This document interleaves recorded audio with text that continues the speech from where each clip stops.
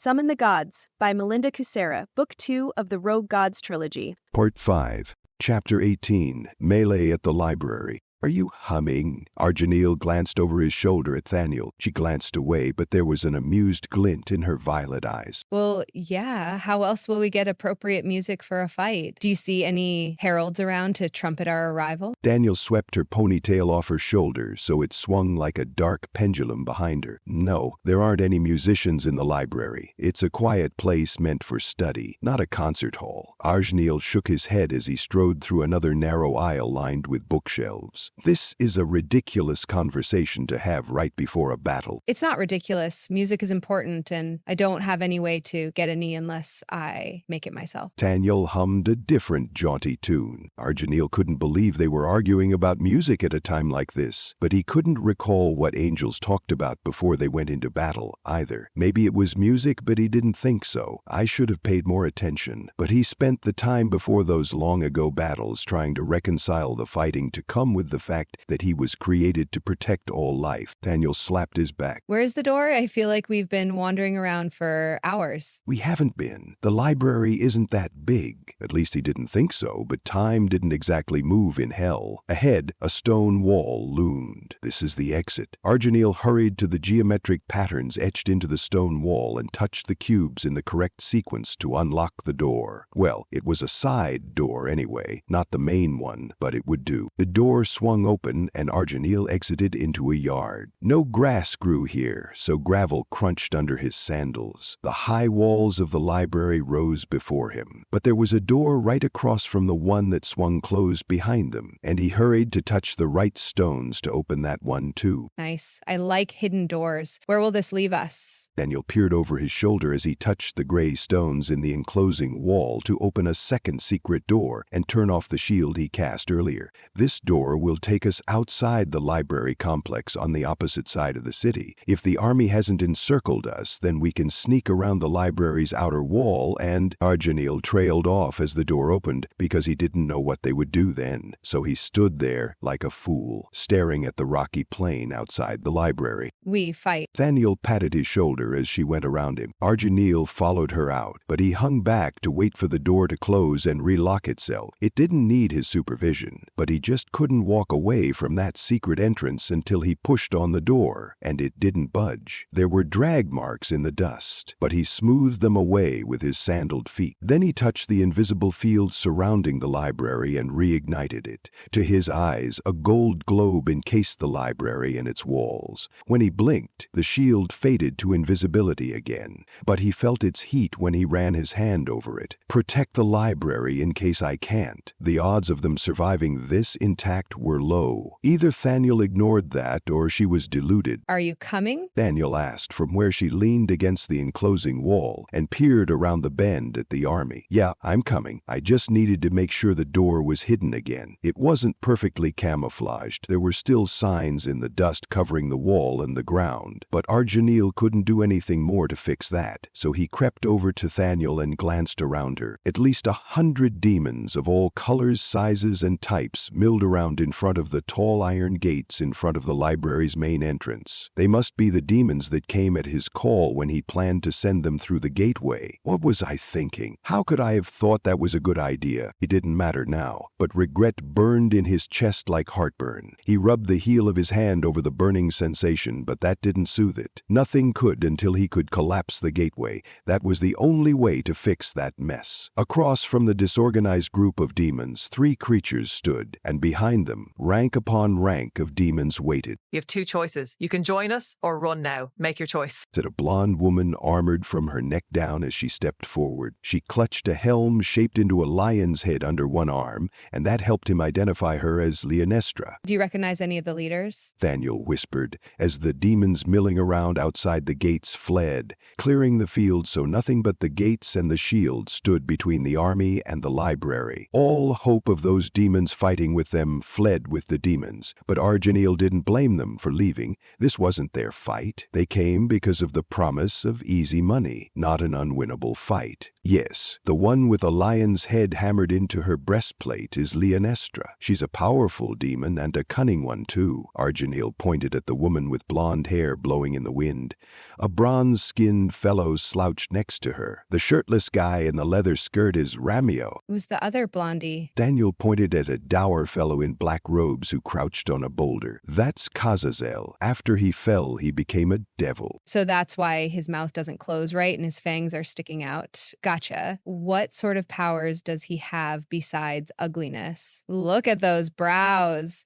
If they lower anymore, they'll fuse with the hairs in his pug nose. Daniel shuddered. I think he spits acid, so I would dodge anything he throws at you. Arginil leaned against the shield around the library. We can't take on thousands of demons. Have you ever tried? Daniel glanced at him. Was she seriously considering taking on that army herself? No, Arginil admitted. Not sure where this conversation was headed, but he was certain it wasn't leading anywhere good. Then how do you know we can't take them on and win? Nathaniel grinned, and there was a mad gleam in her violet eyes as she squeezed his shoulder. Do demons die when they're hurt badly? They disintegrate like we do if we take too much damage, and no one's nearby to heal us. Arginil had seen that often enough in his early days in hell. Worse still, there was nothing he could do to stop it. He wasn't strong enough then to fight back, but he was now. Good. Nathaniel rounded the bend and strode toward the gates. When she reached them, she faced the army and waved to get their attention. Thousands of demons quieted. To those who are about to become ashes under my sandals, run while you can. I'll wait. Nathaniel folded her arms and tapped her foot as she hummed that song again. What are you doing? Arginil ran over to join her. He couldn't let her stand alone in front of an army, not after she saved him. I'm giving them a chance to regret coming here and to rectify that mistake before I start hacking off heads. Nathaniel was unarmed right now, but she could summon her weapons and armor with a thought, or she could fight them barehanded in her angel robes if she wanted. Angels were durable. Archangels were even tougher. That's very generous of you. Arginil didn't expect that of her. I just want to see if anyone runs away. I'm curious about how loyal they are. Nathaniel raised her hands again. You have until I count to 10 to make your choice. 1. A violet light blazed from the back of the army. What's that light? Arginil pointed at it as he shielded his eyes from the intense glow. It's an angel in trouble. Come on, we've got to help them. Daniel grabbed his arm as she ran toward the army's front rank, but she leaped over them, and her wings snapped out. Why are they behind the army? Arginil jumped with her and sprang into flight. We can ask them that when we reach them. Nathaniel let go and summoned her armor as she dived toward the army. Gold, articulated metal clad her from head to toe, and her wings vanished as she wrapped her arms around her legs. Nathaniel hummed that song again as she hit the army like a golden ball and bowled demons over, sending them flying to the right and left as she rolled toward that violet light. I guess I should follow her. Arginil summoned his blade as he dived, and its hilt appeared in his hand. But he didn't have any armor, so he dropped onto a rhino demon and smashed it into the dust. Arginil sprang off its back and slashed at the 4 demons running toward Nathaniel's back. 2 dodges, and 2 demons backed off when his blade ignited with violet flames. A human-looking demon with pink skin swung a hammer at Arginil, but he slammed his blade into the haft, splitting the wood, and the hammerhead tumbled away. He had to dodge so it didn't land on his foot. I wish I had boots. But angels always wore sandals unless in battle, and he didn't fall in his battle gear, so all he had were his robes and sandals, and they weren't the right attire for a fight. But Arginil had no choice but to make them work. Arginil spun and slashed at another demon encroaching on his personal space from the right, then repeated that on the left, but it was no use. Unfortunately, every slash wasn't clearing away demons. More combatants crowded in. Some carried maces, others had hammers and axes. He couldn't parry them all. They kept pressing closer, surrounding them. But the demons couldn't cut off their escape, since he and Nathaniel could fly. Arginil backed up and crouched low as 2 axes swung over his head. Blows came from all directions. Arginil ducked the ones he saw and groaned as something cut his arm, drawing lavender blood. He didn't even see the strike or the attacker. Hey now, didn't your mothers teach you to play fair? Danielle said as she leaned over him and struck back at the axe wielders. Did you find the source of the light? Arginil rose rose and stood back to back with her. Not yet, but I see it. Can you do something to give us some breathing space? Daniel wasn't even breathing hard. What are you asking? Arginil groaned as a warhammer got past his guard and slammed into his chest. Thank God his bones didn't break, but he'd be bruised for a while. You're a mage. Can't you cast a spell or something? Thaniel stepped away from him, probably to strike someone, but his back felt naked without her there to protect it. I am? Argindil supposed he was as he dodged another blade. A demon thrust at him from behind another demon. Yes, you are. Now, do something magical. I could try. Arginil could already picture the rune he needed. He crouched and drew it in the dust with the tip of his blade and let a few drops of his blood fall onto it, igniting it. Get down. Thaniel dropped down beside him as an invisible force rose from the symbol and cascaded outward,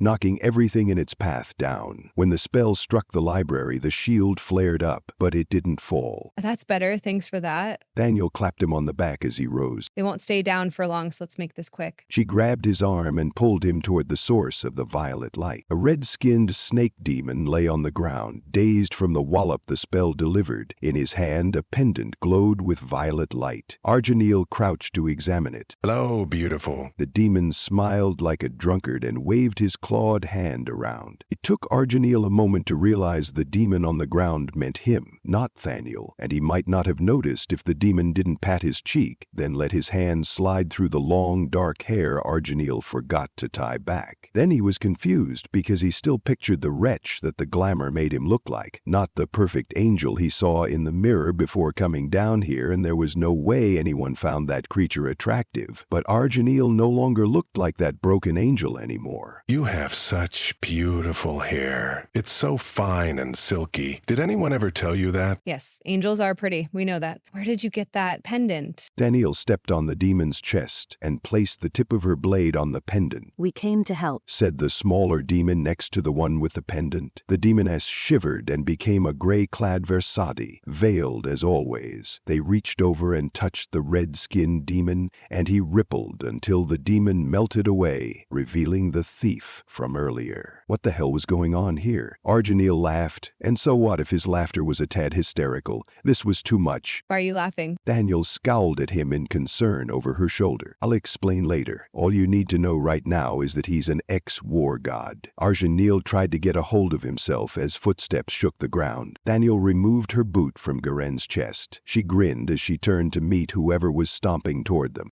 Chapter 19, and the Future's Fire. When the flames receded, Rosalie stood on a dark plain. Thin glowing orange lines branched out from under her feet. They ended where fires sprang up to light the darkness covering the ground. What is this place? This is the future. Faye waved to the glowing lines and the fire. And yes, everything ends in flames and darkness. No, I don't know why. Yes, I'm sure. No, not even I can prevent the final end. Does that cover all your questions? Rosalie stared at her for a moment. Do you always act like this? Like what? They swept a red braid behind her shoulder. I guess I could be a little more patient. I'm just frustrated because I put safeguards in place so no one could mess with the timeline, but according to you, someone did mess with it. Now I have to deal with it, and I'm not happy about it. Faye folded her arms. I don't understand. Where is this place? Ivarian turned in a slow circle, taking it all in. Why are there no fires behind us? Only darkness. Technically, you shouldn't even be here. So don't touch anything and definitely don't look at any fires. Faye pointed at Ivarian. You're not supposed to have any knowledge of future events. Because my mom is the goddess of the past? Ivarian shoved a lock of white hair out of his eyes. Yes, you should close your eyes so you can't see anything you shouldn't know. All right, that's a good idea. I don't want to damage the timeline any more than my uncle already did. Ivarian closed his eyes, then covered them with his hands. I'll deal with my brother when I find him. He shouldn't have been able to do anything to compromise the timeline. Not after my sisters and I limited his power to meddle. Faye said something in a musical language that sounded sort of like Old Shayaran, but it was probably an even older language. She was probably cursing her brother, and he deserved every ounce of her ire from the little Ivarian had said of him. If this is the future, then where's the present and the past? Rosalie glanced around, but she didn't see the icy plain or the glowing white arrow of time anywhere. They're over there. Faye waved to the featureless darkness behind them. Where? I don't see anything. Rosalie tried to peer through the darkness, but it was no use. Her eyes couldn't pierce that black veil. That darkness is the present moment. Behind it is the past, but that's closed off to me and has been since I was born. Faye didn't sound unhappy about that. The darkness shoved Rosalie forward, and the glowing orange lines blurred as they branched in different directions. New fires sprang up where they crossed. She glanced back in time to grab Avarian's arm and yank him out of the darkness before he disappeared. The present doesn't stop moving forward. Every time it does, it resets the immediate futures as final decisions are made and set in the hard ice of the past. Faye strode away from that dark line toward a fire growing where many glowing lines crossed. Why did you bring us here? Rosalie had a feeling she wouldn't like the answer, but she needed to know. Faye could be a powerful ally if she could convince the ex-goddess to help them. This place shows all the possible futures that branch off the present moment. Since that moment is a moving target, they constantly change. And that makes it difficult to prevent something I see here, especially if you multiply that by every decision every person alive is making right now. Figuring out which decision is the trigger is nearly impossible. Faye gestured at the thousands of fires springing up all over. Each fire is a possible future event? Rosalie stared at the fires. Too many to count dotted the plain, lightening the gloom. Yes. Faye waved her hands over a nearby fire and images appeared in its depths, but they were cast in the red, orange, and yellow hues of the flames, making it hard to tell what they were. Can you search for them to see what my uncle did to wreck our future? Avarian asked. He still covered his eyes with both hands. Rosalie marveled at his control. He didn't even seem tempted to peek. She would have been hard-pressed to avoid looking, even if doing so destroyed the timeline. Curiosity was eating her alive, and she could see everything. He couldn't have wrecked it. After the creator limited his powers, I saw quite a few futures where those limitations weren't enough, so I placed some extra safeguards on him. When that didn't remove those futures, I spoke to my sisters, and together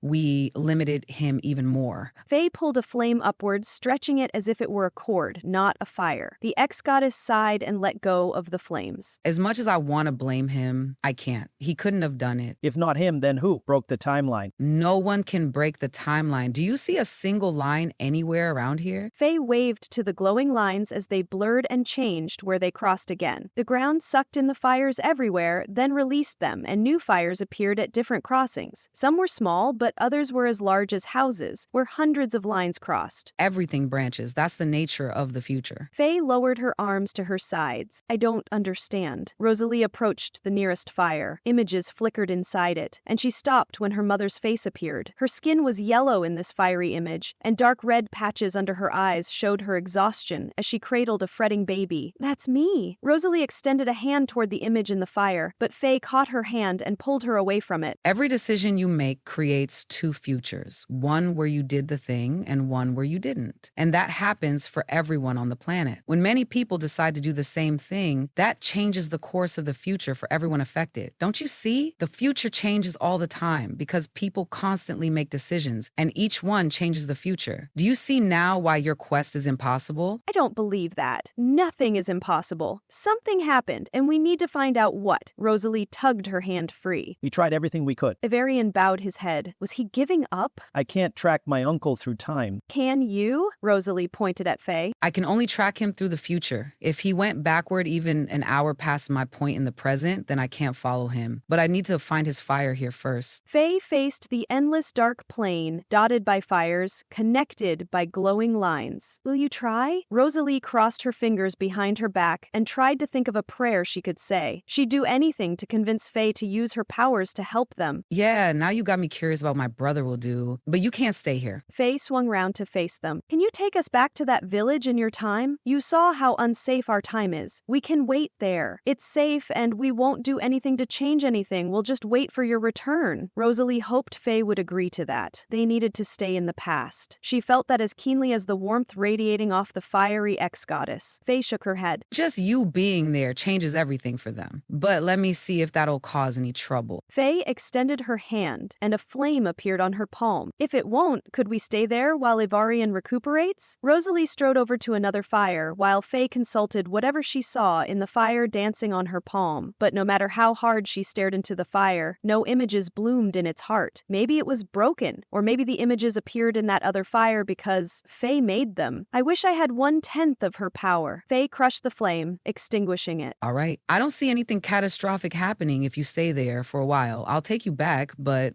I better not regret this. Faye shook her index finger at them like an irate parent scolding her children. Rosalie fought to hide a triumphant grin. Convincing Faye was easier than she thought it would be. You won't regret it. I better not. Faye snapped her fingers and flames encircled them. As they rose to engulf them, everything outside Faye's power turned red, but the fiery plane didn't disappear. Instead, it shrank as they rose above it. Rosalie felt odd, like her body no longer belonged to her as Layla called her name. Rosalie, I'm here. Actually, I don't know where I am. are you still with Faye? Layla asked, and the urgency in her voice gave Rosalie pause. Yes, I am. Why? Do you need her? Rosalie felt every sinew and muscle go rigid in her body. What was happening to her? Yes, give me control for a moment. I need to talk to Faye. It's important. Layla sounded desperate. Rosalie pushed down the worry, shooting panic thoughts through her head, but that worry was a spiky ball inside her that refused to fade. What will you do if I give you control? There's no time. Layla said, as dark power rushed into Rosalie. Her sight darkened. Rosalie hugged Ivarian as waves of darkness washed through her. Damn it, my power isn't working correctly. Give me a moment. Faye snapped her fingers again and again, but they rose higher as if pulled upward into the dark vault of the sky by an unseen power. Rosalie glanced down as the power diminished, releasing her. She gasped. Look, Rosalie pointed. It looks like a tree. What are we looking at? Layla didn't answer. Layla, are you there? Still no answer. But they floated above the plains still, so Layla must still be with them in spirit if nothing else. The arrow of time glowed white in its icy plain, but its arrowhead pushed into a dark line of hills, and the glowing orange lines of the future extended from them. Yes, that's the tree of life. I never thought I'd see it again after my powers were limited. Why are we seeing it now? Evarienne crouched and peered over the edge of whatever held them aloft. It felt solid under her feet, but Rosalie couldn't see what she stood on. It wasn't fire or rocks, and Faye didn't create it, that was for sure. I hope I'm not standing on solidified air, that would be too much. But Layla wasn't answering, so she couldn't ask about that. They had more pressing matters, like figuring out what Layla wanted them to see, but Rosalie just didn't know. Does it look the same as it did when you last saw it? Rosalie scanned the tree of life again and again, but if there was something wrong with it, she just couldn't tell. I don't know, we're too high above it to see minute details like that. Faye raised her head to look at the unfathomable darkness above them and nodded her head in thanks. Well, we've seen enough for one trip. Faye snapped her fingers and the world turned red as she teleported them away. Before the tree of life vanished in a bright flash, two helixes, one dark and one light, spiraled around the tree of life. Then it winked out as Faye's teleportation spell whisked them away. Chapter 20, Divided Soul.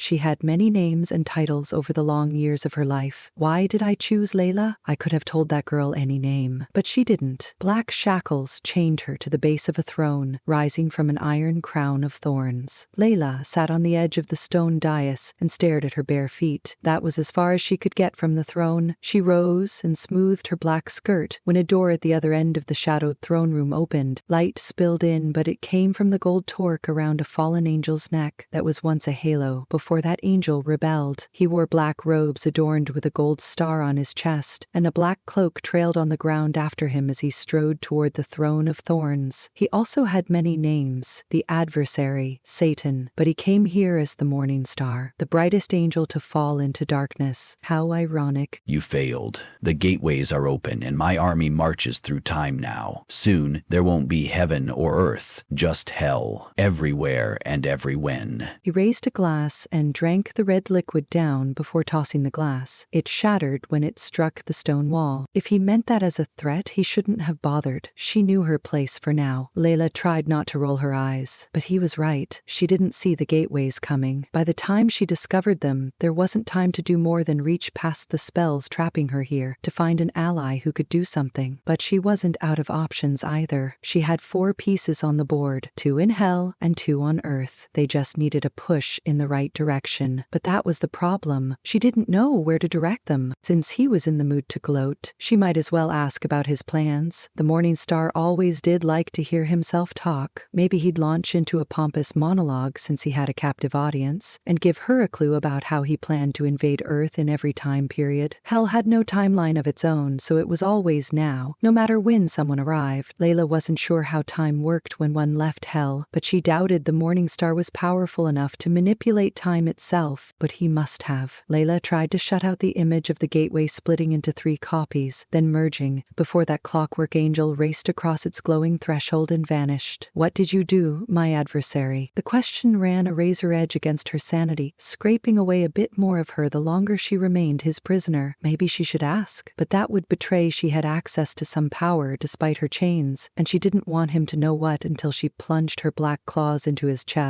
and cracked it open to see if his heart became as black as his robes when he turned. How can you send them to different points on the timeline? Layla glared at him. There was only one thing that sprang to mind that had the power to manipulate time, but time crystals didn't exist. They were just a myth. If they did exist, then what? How did a time crystal work? Could it warp time? Layla sat down hard on the edge of the dais, and she pictured the tree of life. The arrow of time glowed white against its dark trunk, and from its arrow-shaped head, which represented the present moment, glowing orange lines extended into the future. At each crossing, fires burned, marking possible events. I need someone to look at the tree of life and tell me what they see. That was the only way to know for sure if a time crystal was in play, or perhaps she could get that information from the smug fallen angel striding toward her like he was a king in his castle. His robes flared out dramatically behind him. You have a time crystal. Layla watched him, and that wasn't an unpleasant task. The morning star was inhumanly beautiful, with gold horns curving upward and a long mane of thick, dark hair hanging straight as a pin down his muscular back. His face was too chiseled, though, making him look like he was carved from bronze. When he grinned and mounted the steps to the throne, glowing violet eyes marked him as a former angel, but he was much taller than any angel she ever met. Everyone knows time crystals don't exist. But, he sneered, giving the lie to that statement. He always did protest too much. They do exist, and you have one. Layla knew it like she knew all her names, but she didn't need him to admit it. She could get confirmation another way. Where's that girl, Rosalie? She was with Faye when I lost touch, and Faye was a former time god. Faye could see the tree of life with a little help. Layla stretched out her senses. Come on, girl. Please, still be with Faye. The door to the throne room opened again, but it was just one of his fallen angel flunkies coming to gloat. They never discussed anything important. Not here where she could overhear every word. Layla couldn't physically leave the throne room until someone broke her chains, or the morning star sent her back to her cell. As she glared at the enemy of all life settling himself on his throne, she tried not to smile. Dark magic was dark because it had no visible counterpart for anyone but the user. It had nothing to do with morality. Intent determined whether magic was good or evil. Layla searched for the dark threads of the unseen world. When she first contacted Rosalie, she twisted those threads into a link between them. When she found the link, she threaded her mind on one end of the link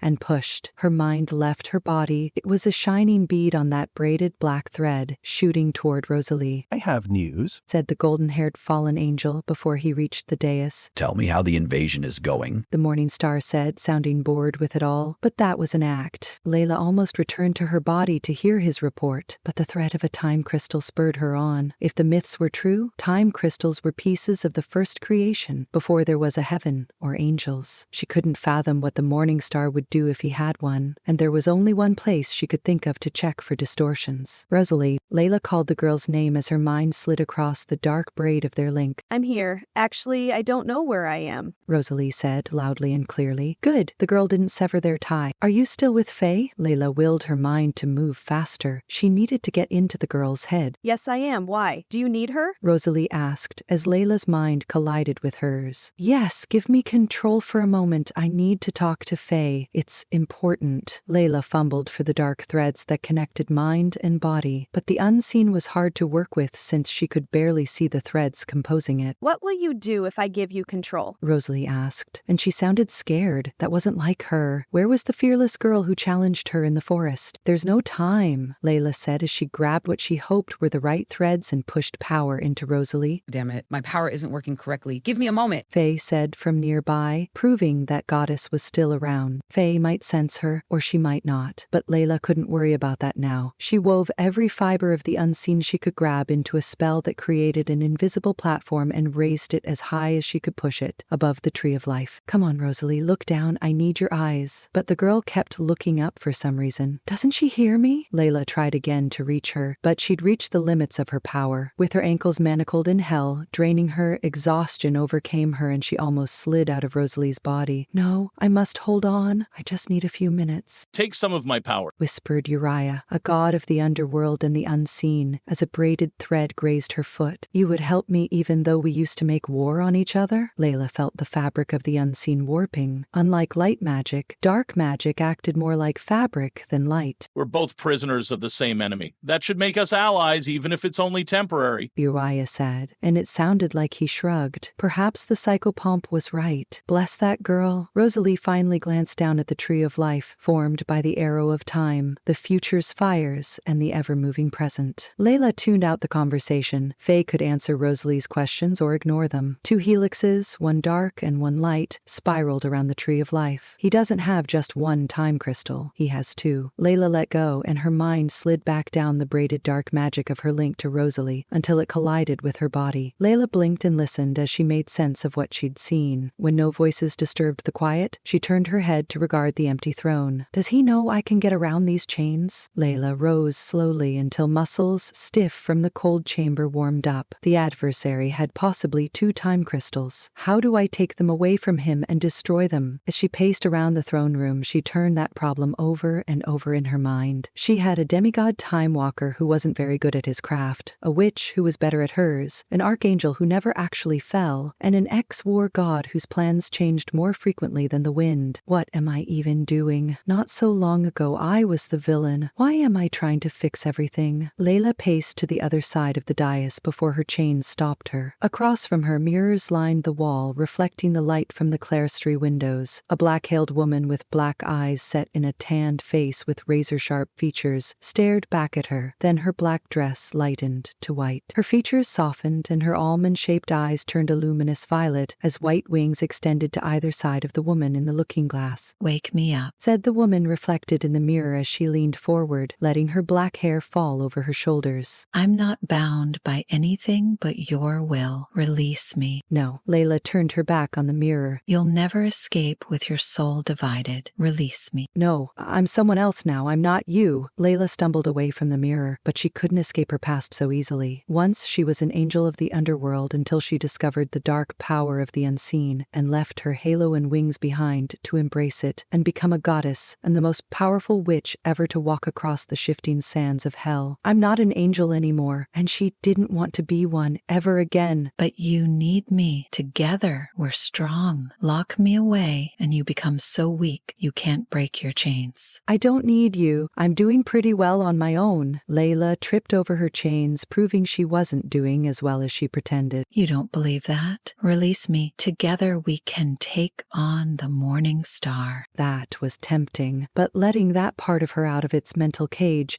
meant embracing who she was, and Layla couldn't do that and retain who she was now. If she let her angelic nature out, it would change her. She pushed down the fear of what that might do to her and sat on the edge of the dais to consider her options. Uriah offered an alliance. Perhaps she should find out if that was a legitimate offer when the guards took her back to her cell. The underworld gods might know about the time crystals, and she desperately needed information. If I can find out where he's keeping them, then I can motivate someone to steal them. And she knew just the right ex-god to undertake that mission. Layla stifled a laugh as the door opened, allowing light from the hallway beyond to spill in and chase away some shadows at the far end of the rectangular room. She rose like a compliant prisoner. I'm ready to return to my cell. Layla extended her hands so the guard could clamp manacles around her wrists if he so chose. Chapter 21, Run With Me. When the flames receded, Rosalie stood on a grassy slope dotted with bushes and a few trees. What did I see? Did I see anything? Or did I imagine those spiral things at the end? Rosalie stumbled for a step, then stopped. This wasn't the treetop brancher village 20 years in the past where she'd found Ivarian. Perhaps this was better. A gravel trail wound up the slope toward a snow-covered peak high above. Rosalie turned and stared down onto someone's balcony, cut right into the side of the mountain. Sarn lived under Mount Eredrin from before Ran was born until the demon-riddled present they left behind when they went to the pass. Rosalie crossed her fingers and hoped Faye brought them back in time to save him. You brought us to Mount Eredrin? In what year? Shouts from further away drew her to a cliff higher up the trail, and she hurried to the edge, hoping she was wrong about the source of the rhythmic thuds. But she wasn't wrong. Horns curved upward from the heads of the demons climbing over the railing onto someone's balcony. More demons marched out of the dying forest about a mile away. When they walked through the 2 rings of standing stones, neither one stopped them. Their shields were gone, and their magic was broken. No! Rosalie backed away, knocking a few pebbles off the edge in her haste. They were back in the present, where everything was wrong. Where's Rand? He's in the library, but I hate going under the mountain. So you'll need to descend on your own and link up with him while I try to figure out what the hell happened to the timeline. Faye raised her hand, but Rosalie rushed her and caught the diminutive ex-goddess arm before she could snap her fingers and teleport away. You can't leave us here. We'll never make it inside. We're outnumbered and unarmed. Rosalie tried her best at a beseeching look, but her anger burned too hot in her heart, so she ended up glaring down her nose at the petite goddess as she lied. Faye didn't know she had a dagger up her sleeve, but it wouldn't be all that effective against a large group of demons all attacking at once. She's right. Avarian staggered over to them and touched her arm. Rosalie let go, but Faye glared at her with swirling red eyes that glowed menacingly. Hopefully she wasn't silently rewriting her fate to turn her into something nasty. Rosalie backed away just in case. I'm sorry I grabbed you. We're seriously outnumbered and your nephew can't run very fast. I can't either. Not on that rocky trail. Rosalie pointed at the trail winding around outcroppings and sheer drops toward the giant glowing doors of Mount Eredrin below them. But those doors were at least 2,000 feet away, maybe more. Rosalie wasn't great at guessing distances. Unfortunately, the demons bounding up the trail from the meadow would reach it first, since they had longer legs. Can't you flash us to the library? Avarian shivered as the wind blew past them. Rosalie hoped that was an act he put on to look more pitiful than he felt, but it might not be. He looked awful. His white hair was lank and dull, and his silver eyes lost their luster somewhere in the past and their glow. His clothes were clean, but they hung on him like he'd lost mass. Deep blue smudges under his eyes just made him even more haunted and lost. Rosalie wrapped an arm around him and pulled him against her side. He didn't need to be strong. She could do that for him. Avarian wrapped an arm around her and leaned on her. Too bad she couldn't share her strength with him. Faye blew a thinner braid away from her face. Maybe I could do it, but it's hard for me, and there's no margin for error. If I'm off by the tiniest bit, you're both dead. That gave Rosalie pause. Maybe they should take their chances with the demons running up the trail. The air shimmered behind Faye and to her right. Rosalie shouted a warning, but she was a moment too late. The shimmer expanded into a glowing ring, and a dagger thrust through it into Faye's back. The ex-goddess staggered forward and vanished in a tongue of flame. Anshe! Avarian staggered forward until Rosalie pulled him back. I'm sure she'll be all right. She's immortal and probably hard to kill, unlike them. Rosalie backed away as a creature with horns on its head and mandibles like an insect jumped through the portal. Its scaly skin flowed like wax as it reshaped itself into her face. Hell no, that's my face. I'll cut it off, you. Rosalie let go of Avarian and drew her dagger from its sheath under her sleeve. Wait, Rosalie. Avarian called after her as she charged, but she couldn't wait. She couldn't let some demonic creature steal her likeness. Rosalie ducked under the clawed hand that the demon swung at her and stabbed upward into its chest, piercing its heart. Green ichor flowed out of the wound and burned as it dripped onto her hand. She grimaced as she twisted her blade, then pulled it out. The demon fell backward into another demon, and something dropped from its hand. The object gleamed in the sunlight as it fell, and the air shimmered around it. What was that? Rosalie darted forward as the portal collapsed, taking the demons with it. Where is it? As she scoured the area, she wiped the ichor off her dagger onto the grass as she searched for that item. Come on, glow for me, or at least reflect the sunlight again so I can find you. Belatedly, Rosalie realized the sun struck her back and cast a long shadow over the ground. She stepped aside and scanned the grass until a telltale shine gave away the object's location. It had fallen behind a rock. As she bent to grab it, her hand struck solidified air. What the hell? What's wrong? Avarian asked from right behind her. It's nothing I can't handle. Rosalie channeled all her anger and frustration into her fist and tried to punch through the invisible barrier. By slow increments, her hand passed through the barrier until she could finally grab the shiny object. The resistance vanished so suddenly that she almost punched the ground. It took all her strength to divert her hand so she didn't break her fingers. What did that creature drop? Avarian asked as she turned and opened her hand. A crystal shard as long and as wide as her thumb lay on her palm. It's just a crystal. We can look at it later. Right now we need to run. Rosalie closed her hand around it, then slid it into her skirt pocket. She could examine it after she got a wash and a meal and maybe some rest. Her skin itched, and she probably stank by now since it was many days since she last bathed. But she couldn't worry about that right now. They needed a more defensible position before the other demons on the trail reached them. Rosalie slipped an arm around Avarian, Come on, we need to take cover. We can't outrun them. They're taller and faster than we are. Ivarian stared at the demons running up the trail, at least a dozen headed straight for them. I wish we had more time. As she said that, time stretched and the demons froze. What's happening? Something's happened to time around here to slow it down, but that's impossible. Nothing can slow time. Ivarian shook his head in disbelief, but he staggered along beside her at what seemed like a normal pace. Not even your aunt? Rosalie bet Faye could slow time if she wanted to. That goddess was very powerful. Could time have stopped just for the demons? No birds flew past, nor did any animals dart out of cover. So how could she tell? Rosalie stared at the demons. Were they stopped? Or were they moving so slowly she could just barely perceive their motion? I don't know if she could. I just met her. Ivarian kicked a pebble, sending it skittering down the trail until it struck an invisible line halfway between them and the demons. The pebble stopped midair and just hung there, waiting for time to resume. This is crazy, but if it was real, and if it lasted long enough for them to sprint down the trail, they could make it to the doors of Mount Airdren, and maybe even all the way to the library. It was on the same level and she knew the way, thanks to all those times she followed Ran. Rosalie glanced at Ivarian, as a smile spread across her face. What are you thinking? Ivarian scowled at her, as if he already knew what she was thinking and didn't like her plan. Well, that was too bad for him. Something Layla said ghosted back to her. Do you trust me? Rosalie let her arm drop away from him. After all we've been through, you have to ask that? He laughed, and maybe he was right. Yes, I trust you. Good. Rosalie slashed her palm open and then slashed his hand. Before he could protest, she pressed their bleeding palms together and pushed her strength and her blood into his palm. The circle binds us, witches to magic users, for we're both bled through life until we're dead. With my blood, I bind us until we're nothing more than magic threads. What are you doing? Ivarian stiffened, but he stood straighter than he had since they first met, and his silver eyes glowed softly again. I think I just gave you some of my strength. I don't know how long it'll last, so you'd better use it. Rosalie sealed both cuts with a thought. Everine stared at her like she'd become a stranger, or a monster. Use it to do what? We can't take on that many demons by ourselves. I'm not asking you to. Run with me. While time stopped for them, we can slip past them and get into Mount Airdren. As Rosalie strode past him, she hoped he'd follow her, but doubt gnawed at her. Did I do the right thing? Tears pricked her eyes, but she wouldn't look back. This was his decision. She followed him into the past.